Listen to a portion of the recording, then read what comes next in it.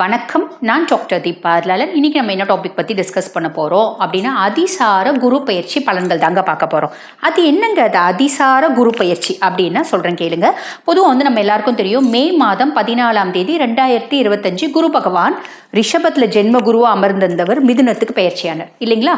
அப்போ அப்படிப்பட்ட குரு பகவான் இந்த அதிசார குரு பயிற்சி அப்படின் போது என்ன ஆக போகிறார் அப்படின்னா, மிதுனத்துலேருந்து கடகத்துக்கு வராரு. கடகத்தில் உச்சம் பெற்று அமர்றார். இதனோட காலகட்டம் என்னைக்கு கடகத்துக்கு வராரு அப்படின்னா, அக்டோபர் 18 கடகத்துக்கு வந்து டிசம்பர் மாதம் 3ஆம் தேதி வரைக்கும் கடகத்திலேயே தான் அமர்ந்திருக்காரு. 3 மாதம் கழிச்சு கடகத்திலேருந்து திருப்பி மிதுனத்துக்கே போயிட போகிறார். 2026 மே மாதம் தான் குரு பகவான் பயிற்சி ஆகணும்.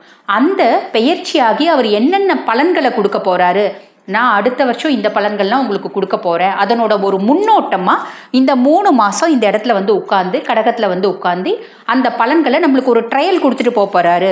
ஒரு படத்துக்கு டீசர் வரும் பார்த்தீங்களா, அந்த மாதிரி டீசர் நம்மளுக்கு காமிச்சிட்டு போக போகிறாரு அப்படின்னு அர்த்தம். இந்த 3 மாதம் உங்கள் லைஃப்பில் என்னென்ன மாதிரி விஷயங்கள் நடக்குது, இதே தான் வந்து பாருங்கள் 2026 மேலேருந்து 2027 மே வரைக்கும் நடக்க போகுது அப்படின்றத தெளிவாக புரிஞ்சுக்கோங்க.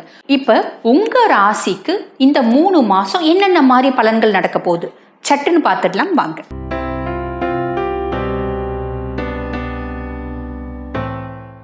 சிம்ம ராசி அன்பர்கள், உங்களுக்கு வந்து பாருங்க குரு பகவான் மிதுனத்துலேருந்து கடகத்தில் வந்து பார்த்தீங்கன்னா உச்சம் பெற்று அமர்ந்திருக்காரு.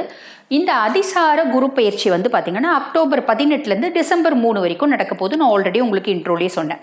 அப்போ இந்த குரு பகவான் கடகம் வந்து பார்த்தீங்கன்னா உங்களுக்கு 12ஆம் பாவம். 12ஆம் பாவத்தை என்ன சொல்லுவாங்க அப்படின்னு சொன்னால், அயன சயன போஜன மோட்ச விரயஸ்தானம் அப்படின்னு சொல்லுவாங்க. இந்த இடத்துல குரு பகவான் வந்து உட்கார்ந்துட்டு இருக்கிறதுனால சிம்மம் நீங்கள் வந்து பாருங்கள், இப்போ சனியும் வக்ரகதியில் தான் இருக்காரு. டிசம்பர் 3 தான் இவர் வந்து பார்த்தீங்கன்னா அதிசார குரு பயிற்சி முடிஞ்சு திருப்பி வந்து பார்த்தீங்கன்னா ஒரு மிதுனத்துக்கே போகிறார். அது வரைக்கும் ஏறக்குறைய நவம்பர் 27 வரைக்கும் சனி பகவான் வக்ரகதியிலே இருக்கார். அப்போ இந்த காலகட்டம் உங்களுக்கு ஒரு கோல்டன் பீரியட் அப்படின்னு சொல்லலாம். எப்படி கஷ்டத்தை கொடுக்கக்கூடிய சனி பகவான் வக்ரமாகி உட்கார்ந்துட்டுருக்கான். நல்லது செய்யக்கூடிய குரு பகவான் உங்களுக்கு வந்து பார்த்தீங்கன்னா மோட்ச விரயஸ்தானத்தில் உட்கார்ந்துட்டுருக்கான். நல்லது செய்யக்கூடியவன் விரயஸ்தானத்தில் உட்கார்ந்துட்டுருக்கானே, அப்போ என்ன நல்லது நடந்துரும் அப்படின்னு கேட்டால் நிறைய நல்லது நடக்கும். சுப விரயங்கள் அப்படின்றது நடக்கும். சுப விரயங்கள்னால் நிறைய சிம்மராசி அன்பர்கள் வந்து பாருங்கள், ஒரு பிஸ்னஸ் ஏதாவது ஸ்டார்ட் பண்ணணும்னா ஸ்டார்ட் பண்ணுவீங்க. ஒரு வேலையில் ப்ரொமோஷன் ஏதாவது எதிர்பார்க்குறீங்கன்னா கிடைக்கும். அதே மாதிரி பாருங்கள், இது வந்து உங்களோட சுயஸ்தாபனம், அப்பானோட ஸ்தாபனத்தில் நீங்கள் வந்து ரொம்ப நாளாக வேலை செஞ்சுருக்கீங்க, அப்பா உங்களை பெருசாக புரிஞ்சிக்கல. இந்த காலகட்டத்தில் அப்பா நம்ம பிள்ளை இவ்வளோ கஷ்டப்படுது, இந்த பிள்ளைக்கு ஒரு நல்ல ஒரு போஸ்ட்டை கொடுக்கலாம், நம்பி ஒரு நல்ல போஸ்ட்டை கொடுக்கலாம். புரியுதுங்களா? இந்த மாதிரி நம்மளோட கன்சர்னாக இருந்தால் அந்த மாதிரி தொழில் ரீதியாக ஒரு ப்ளஸ் அப்படின்றது நடக்கிறதுக்கு வாய்ப்பு உண்டு. நம்ம ஒரு இடத்துல வேலை செய்கிறோம் அப்படின்னா அந்த தொழில் ரீதியான ப்ளஸ் வந்து பாருங்கள் சுய ஜாதகத்தில் தசையை பொறுத்து தான் நம்ம எக்ஸ்பெக்ட் பண்ண முடியும். புரியுதுங்களா? புரிஞ்சுக்கோங்க. அதுக்கப்புறம் நம்ம வந்து பாருங்கள், சொந்தமாக ஒரு வீடு வாங்கலாம், ஒரு கார் வாங்கலாம், நம்ம பிள்ளைங்களுக்கு நகை நட்டு வாங்கலாம். என் பையன் ரொம்ப நல்லா படிப்பாங்க, அவனுக்கு வந்து நான் ஃபாரின் அனுப்பிச்சு படிக்க வைக்கணும்னு பிளான் பண்ணுறேன்.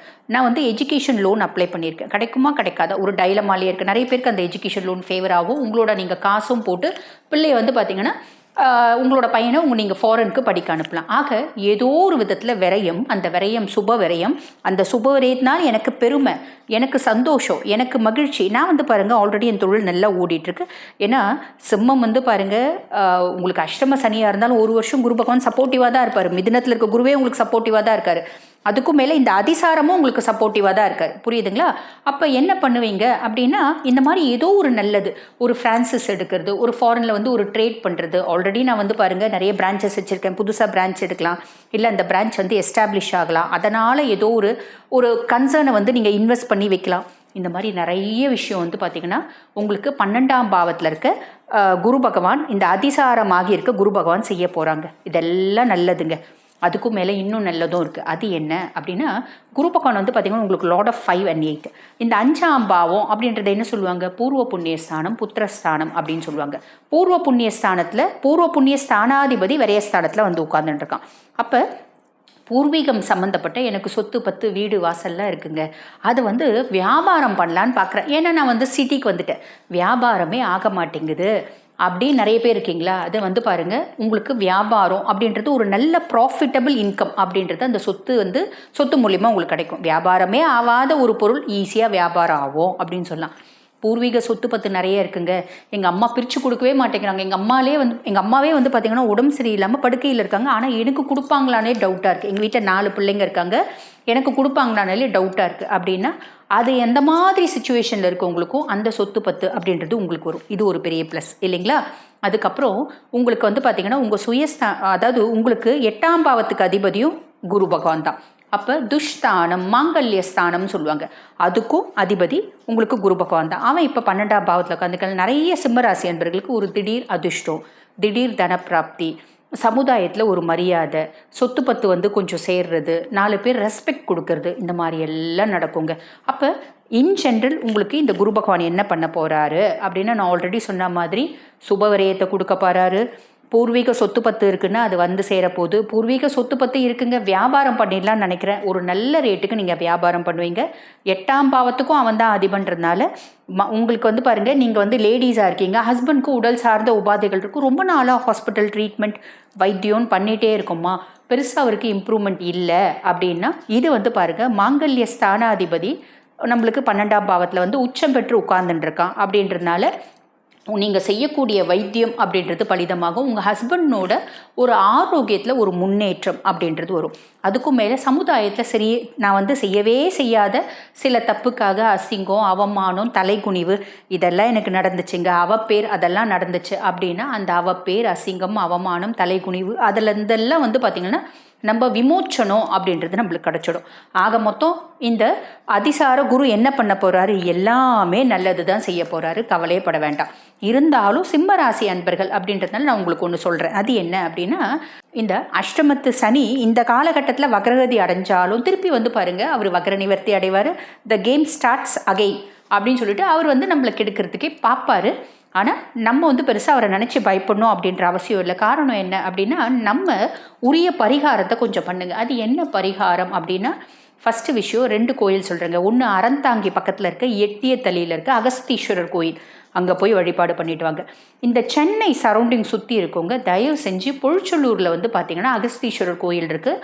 அந்த அகஸ்தீஸ்வரர் கோயில் சனி அவனோட தோஷத்தை நிவர்த்தி பண்ணிக்கின, அவனோட பாபத்தை, அவனோட களங்கத்தை போக்கடிச்சிக்கின இடம் தான் வந்து பார்த்திங்கன்னா இந்த பொழிச்சலூரில் இருக்க அகஸ்தீஸ்வரர் கோயில். புரியுதுங்களா?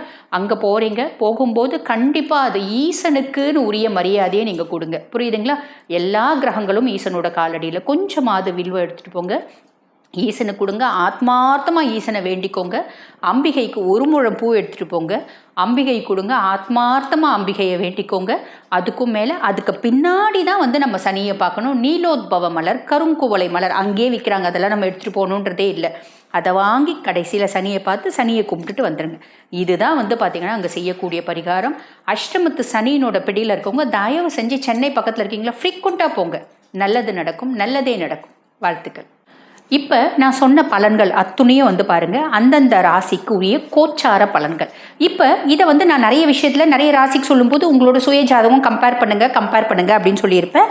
கம்பேரிசன் எதுக்கு அப்படின்னா, இந்த நல்ல காலத்தை எப்படி நான் இன்னும் பாசிட்டிவிட்டியாக யூட்டிலைஸ் பண்ணிக்கலாம் அப்படின்றதுக்காக.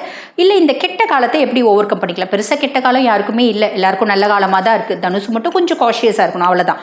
அப்போ இந்த நல்ல காலத்தை எப்படி யூட்டிலைஸ் பண்ணிக்கலாம், எப்படி நான் பேக்கப் பண்ணிக்கலாம், நான் ஆக்கப்பூர்வமாக என்ன செய்யலாம் அப்படின்லாம் நீங்கள் யோசிக்கிறீங்க.